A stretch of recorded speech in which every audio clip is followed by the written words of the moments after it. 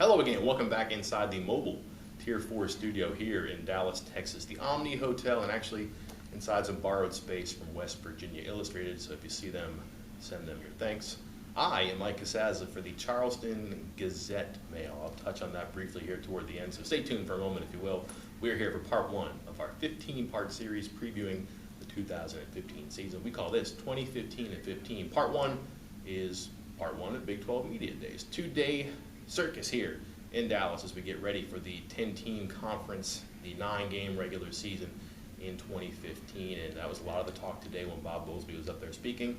Again, 10 seems like the right number for the league. They really like having 9 games, a true round-robin format, so much so that they've kind of figured out a way to put a brand on this thing after kind of struggling last year with the one true champion motto that didn't hold to be true when they crowned co-champions. Now, it would seem that in that motto's place is every game matters, which underscores the unique nature of the conference with 10 teams and 9 games and everybody playing each other, and also the fact that a tiebreaker now, head-to-head, will decide those 2-team ties. But while you begin to put your arms around that, you later realize that the Big 12 was not replacing its mottos and was instead saying that one true champion is still the one true motto, and every game matters is merely an accomplice. For the confused, fortunately there was Dana Holgorsen. He was much more clear, much more emphatic when he was trying to place a label upon his 5th season with the Mountaineers.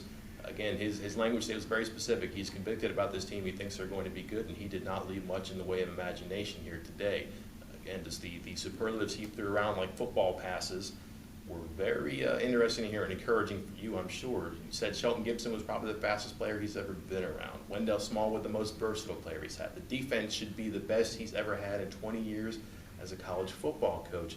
He even managed to get William Crest in on the act, whether getting caught up in the moment or being just honest with this and saying he's going to use his redshirt freshman quarterback in a role that's kind of multiple in the offense, but not like Trevon Boykin, the preseason Big 12 Player of the Year, but rather like Charles Sims, who was the newcomer of the year and a first-team all-conference player in 2013.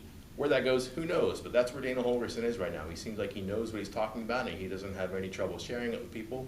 And that's what strikes me most about this team. They're confident again. They were confident in the past when they sauntered in here in 2012 as the Big East champion and the Orange Bowl champion, but that bubble was popped pretty quickly. That 5-0 start ended with the 7-6 season, and things haven't been the same since, but for different reasons, with different inspirations, and with different motivations.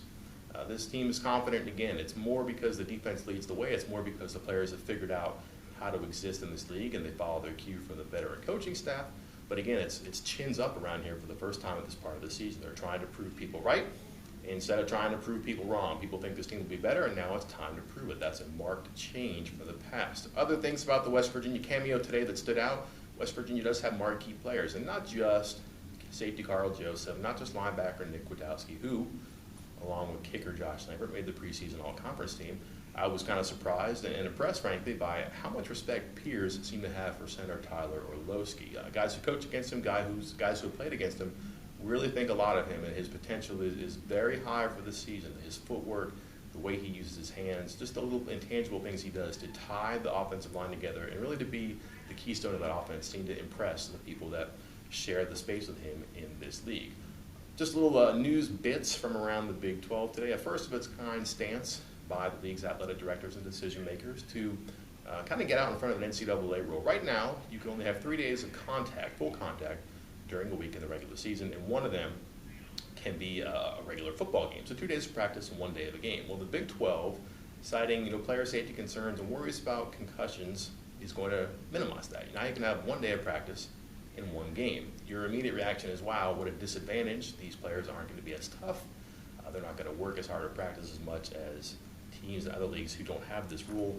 That's kind of nonsense, to be honest with you. Most of these teams don't practice that way at the end of the season. You probably see a one-on-one kind of application toward the end of the schedule just to keep your teams fresh and have productive practices, never mind productive games. You can't practice when you have players who aren't healthy and have been dinged up trying to tackle in practice. So it's not that big of a deal. Truth be told, Dana Holgorsen hasn't tackled 3 times a week in a long time here at West Virginia, maybe ever then. It's just not a concern to him or many of the coaches and players who were here today. Similarly, the Big 12 will give full responsibility, full authority on concussion calls in a game to medical personnel on the sideline. It's not going to belong to the coaches or the players anymore. It's going to go to a qualified person who's in charge of concussions there.